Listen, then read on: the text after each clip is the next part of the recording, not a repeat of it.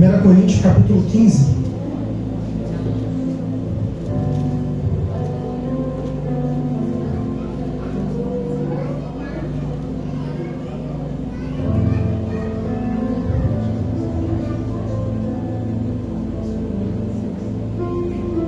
Vamos ler do versículo 1 ao 4. 1 Coríntios 15, do 1 ao 4. Amém? Todo mundo? Diz assim na minha versão: Irmãos, venho lembrar-lhes do Evangelho que anunciei a vocês, o qual vocês receberam e no qual continuam firmes.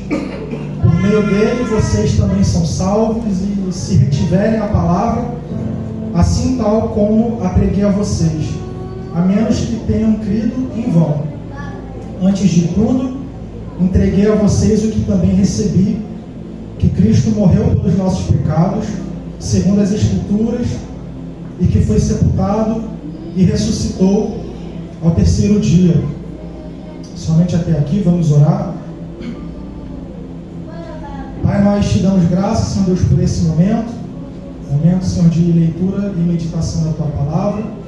Te pedimos que Tu fale conosco nessa noite, Senhor Deus, que Tu possa ministrar, Senhor Deus, aos nossos corações, aqueles que têm uma expectativa por uma palavra vinda dos céus nessa noite, Senhor Deus, que o Senhor possa falar conosco, Pai, aquilo que nós precisamos.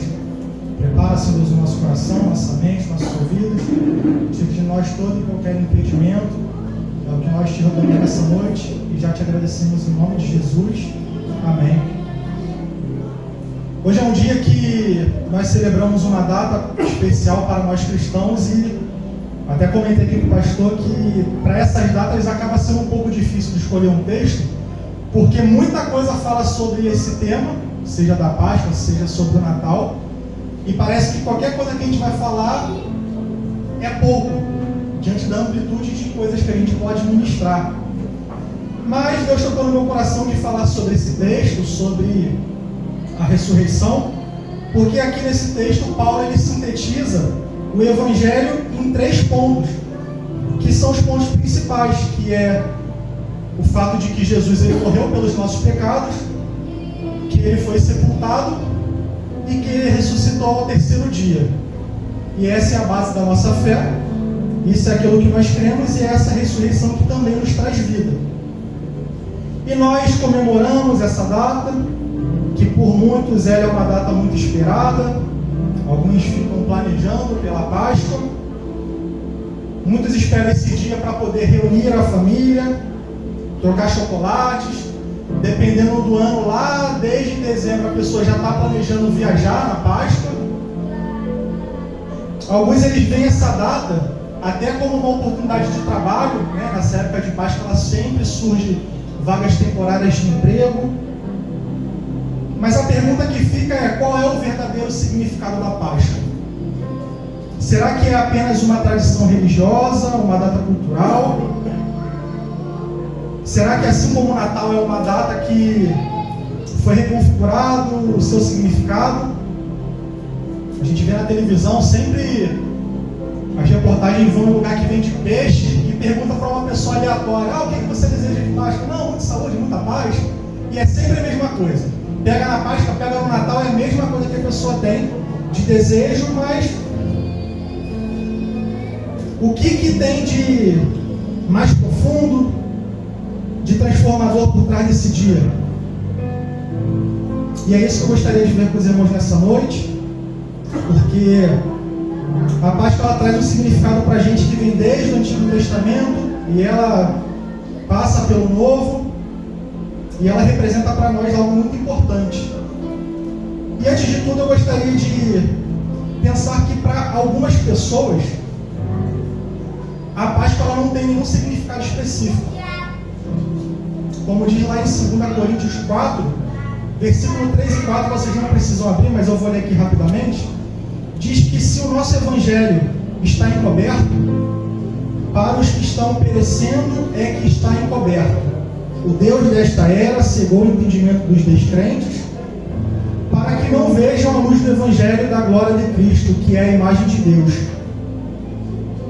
E como eu falei no início, para muitos o domingo de Páscoa ele é um feriado comum. Se você for andar pelas ruas, talvez você conheça algumas pessoas que o domingo de Páscoa é uma data comum, a pessoa acorda, toma seu café da manhã, faz o seu almoço, termina o seu dia e para ela não aconteceu nada de muito importante. Outras pessoas, elas trabalham, elas passeiam, elas se distraem, elas viajam, mas elas também não pensam nem por um instante no que Cristo fez. Talvez de algumas pessoas você tenha recebido até uma mensagem no WhatsApp, encaminhada com frequência, né? Porque a mensagem que ela recebeu, ela também te deu. E não é essa mensagem que Paulo fala, né? Que como eu recebi, eu também vos entreguei. Não, a pessoa às vezes ela nem lê, a própria mensagem que ela recebe, ela já transfere para você. Mas é só para dizer que não passou despercebido. E para muitos também, é um dia que, por não compreender a ressurreição de Cristo, é um dia qualquer. E o que impede as pessoas de verem a beleza da ressurreição? Como diz esse texto que nós lemos, é a cegueira espiritual. E por isso nós precisamos orar para que o Senhor abra os olhos e os corações daqueles que ainda estão cegos. Eu tenho certeza que você conhece alguém que ainda não foi alcançado pela graça de Jesus. Você conhece uma pessoa que se enquadra nesses quesitos que eu falei, uma pessoa que tem um domingo como um dia diferente, uma pessoa que não tem nenhuma expectativa para o dia de domingo, de Páscoa especificamente. Talvez pode ser uma pessoa que até fazia ali alguma coisa quando tinha os parentes mais próximos reunidos. Às vezes são pessoas que se reúnem perto de uma pessoa mais velha da família, geralmente uma avó, e aí a mãe morre, e aí os filhos cada um toma seu rumo, e aí a pessoa para de dar importância para essas datas, e o domingo de Páscoa vira um dia sem nenhum fundamento. Para outros, a Páscoa ela tem um significado errado. E aí eu gostaria de ler um texto com vocês que está lá em Marcos, no capítulo 7. Eu aproveito para beber uma água. Pausa estratégica. Marcos capítulo 7.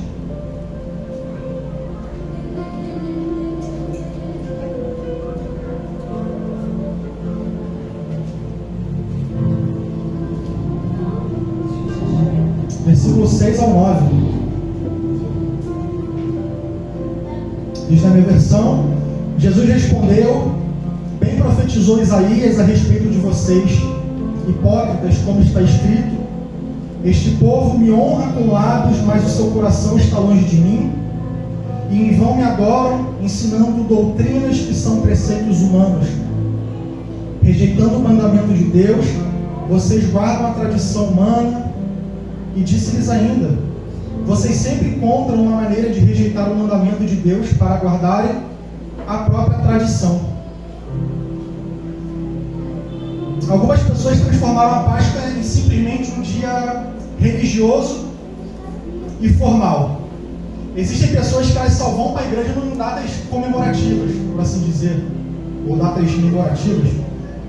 Pessoas que só vão para a igreja na Páscoa, no domingo, no Natal, perdão, talvez no batismo de algum próximo. Algumas pessoas elas não comem carne, né, na sexta-feira, porque a vida da pessoa é inteira de pecado, mas se ela comer carne na Semana Santa, está pecando. É pecado. E talvez até mesmo entre nós aqui tem gente que tem esse pensamento, né? Eu não tenho nada contra se você opta por comer. Alguém levantou a mão? Por comer peixe, mas é engraçado, né? Que eu estava lendo lá a história da Páscoa lá no Antigo Testamento, e a primeira coisa que Deus manda fazer é assar um cordeiro.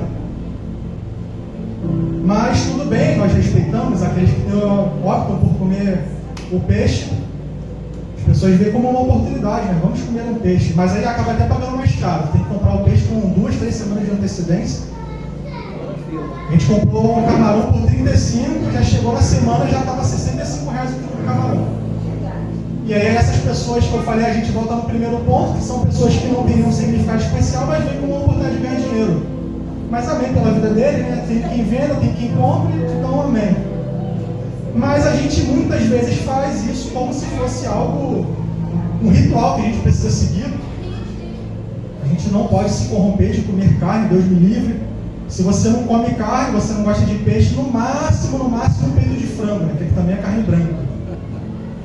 E a gente acaba caindo nessa religiosidade que não tem muito fundamento. Se você come peixe por opção, tudo bem. Se você se abstém de alguma coisa na Semana Santa, por uma forma de se chegar a Deus, amém? Outras pessoas veem o domingo de Páscoa como uma ótima oportunidade de receber o quê? Chocolate. Aí já não é pecado não. O peixe é, o chocolate não. E aí a gente acaba dando atenção para roupas novas, para poder se banjar no culto, aparecer mais bonito.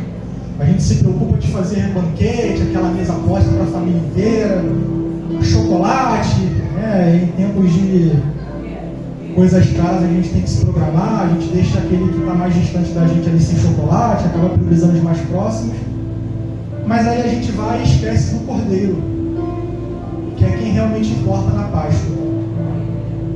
Alguns veem apenas como uma oportunidade de reunir a família, e isso também não é nada errado, na verdade é algo até louvável. Né? Como eu falei, tem pessoas que a única oportunidade de reunir a família são nessas datas comemorativas. Então, hoje, por exemplo, nós recebemos lá alguns familiares na nossa casa, e é bom a gente ter essa oportunidade de receber pessoas, de a gente ter, né, o alimento para poder compartilhar. Só que o problema não é celebrar dessa forma, mas é reduzir a Páscoa a uma tradição vazia, a algo meramente social, a algo que tem apenas uma realidade terrena. Porque se a gente for pensar, tem pessoas que reúnem essas familiares na sua casa e em nenhum momento passou Jesus pela mente delas. Trocaram chocolate, mas só se falou no coelhinho da Páscoa. Alguns não oram, alguns não têm uma meditação do que foi feito um sacrifício.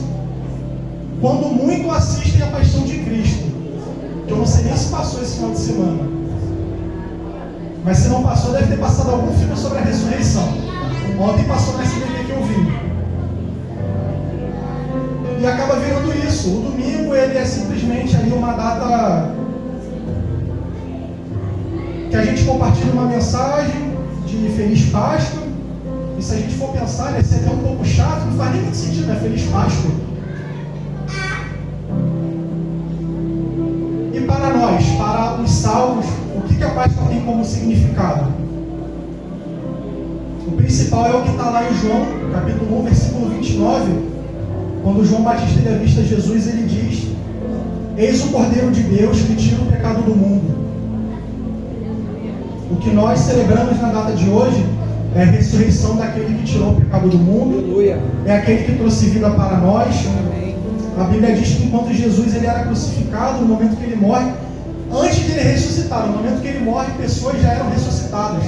E após a sua ressurreição, nos foi garantido também essa bênção de ser ressuscitado com ele. E esse é o fundamento da nossa fé, esse é o fundamento da Páscoa. E a Páscoa ela tem uma conexão com o Êxodo 12, é uma história que provavelmente você conhece, que ela fala sobre o contexto ali das pragas do Egito. E se você quiser meditar, se você quiser ter uma oportunidade ao longo da semana de ler, você pode ver ali em Êxodo 12, que vai narrar sobre a primeira Páscoa, a Páscoa dos judeus.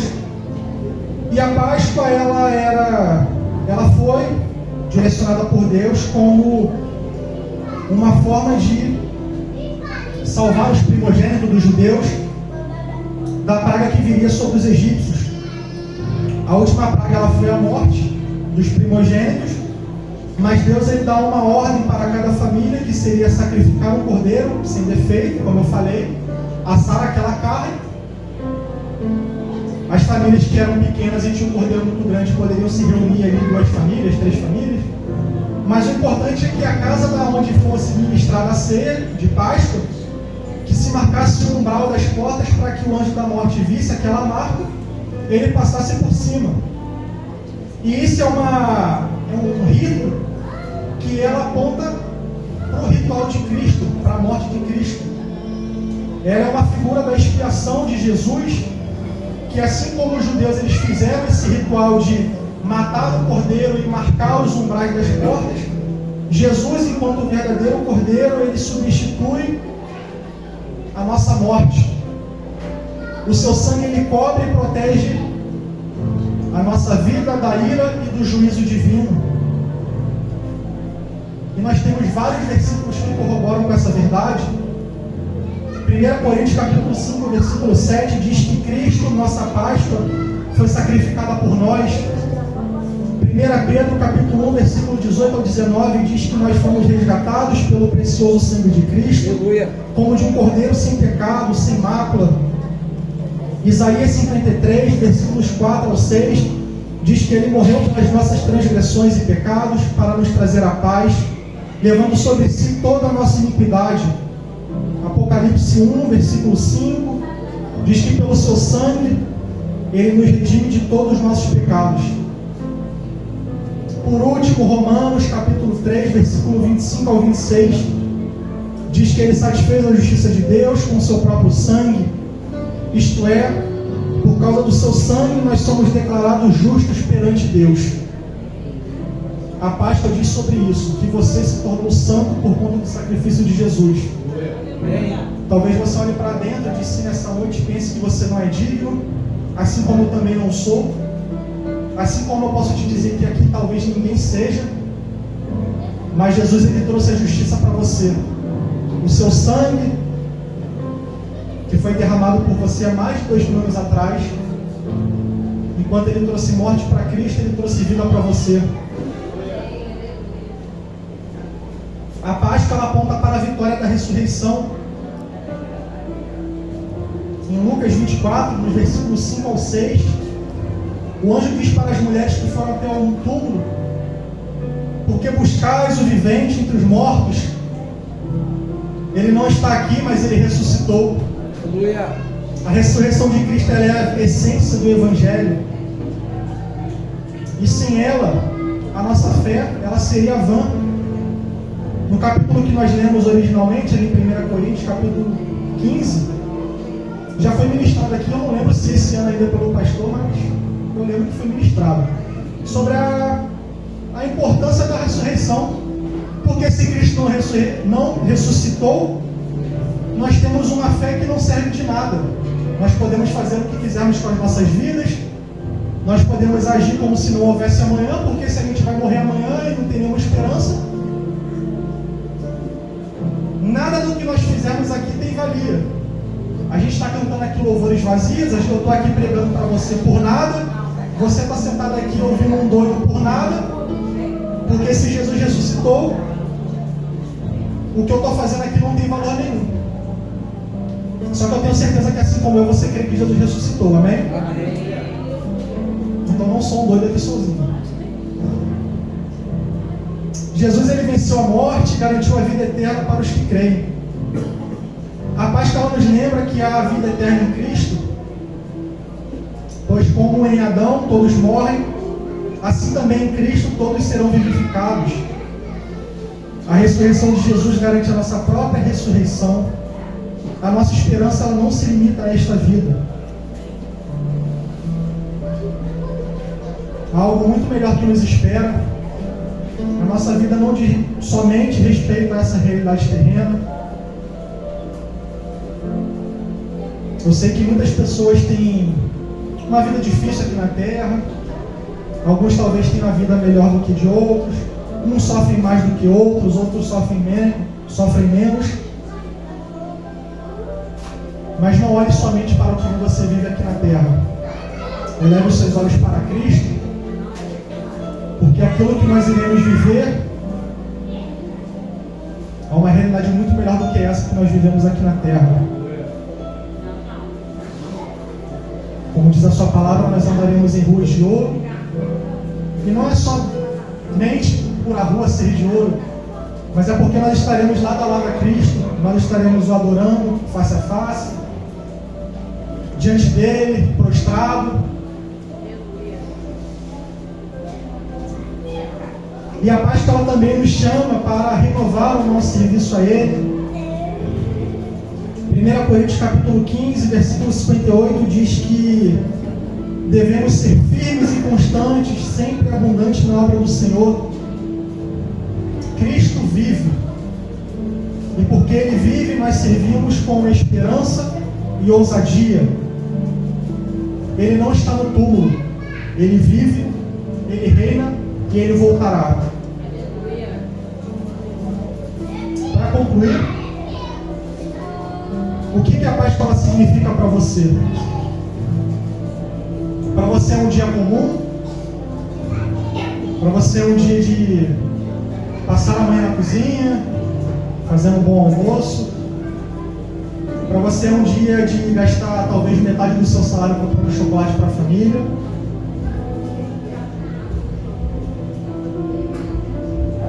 Para você é um dia de vir ao culto porque se eu não for, o pastor vai perceber que eu não fui, né? Preciso cumprir a agenda. Ou para você a Páscoa significa algo especial? Diante da cruz vazia e do túmulo vazio, nós temos duas opções: ou permanecer indiferentes, apegados à tradição ou à incredulidade, ou responder com fé, arrependimento e entrega ao Salvador ressuscitado. Como diz a sua palavra, porque todo aquele que invocar o nome do Senhor será salvo. Então, se você ainda não entregou a sua vida a Jesus, hoje pode ser dia de salvação para você. Se você já é salvo, que nesta Páscoa ela renove sua fé, seu amor e seu compromisso com Cristo. Como eu falei, não tem nada de errado você celebrar com a sua família, de você aproveitar o feriadão para viajar, para descansar. Sabemos que é uma rotina cansativa, mas que você olhe para essa data com um olhar mais especial, que você se lembre do sacrifício de Jesus, que você medite no seu sacrifício, que você pense que poderia ter sido você lá naquela cruz, sofrendo por seus pecados. O sacrifício de Jesus, ele começa enquanto ele estava orando para que Deus afastasse dele aquele cálice. E nós vemos que Jesus, ele se submete à vontade de Deus por amor a nós.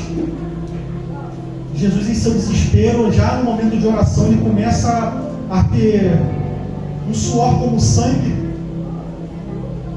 Então, antes mesmo de ele sofrer, ele já sofria por você. E nós passamos, às vezes, despercebido do quão valioso é o sacrifício de Cristo. A gente não consegue dimensionar o quão doloroso foi aquela experiência para Ele, porque não foi em nós.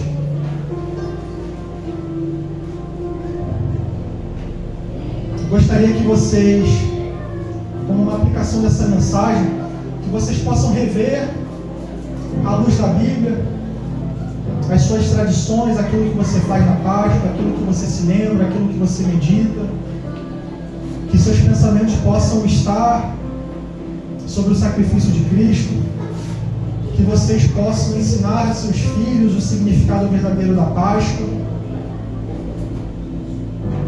Não tem nada errado com o chocolate, não tem nada errado com se você ensina que foi o coelho da Páscoa, mas que você ensine a seus filhos que a Páscoa é sobre Jesus, a Páscoa é sobre Cristo, e que você celebre com gratidão, mas também com um propósito, que essa Páscoa ela nos leve a adorar o Cordeiro e também a viver para Ele e a esperá-lo com esperança. Que o dia de hoje nos leve a ter uma vida mais próxima de Cristo, que por se lembrar do amor que Ele teve por nós possamos também a cada dia amá-lo cada vez mais, se colocar à disposição dEle, reconhecendo o seu sacrifício, dizendo: Senhor, eu creio que para mim não foi em vão.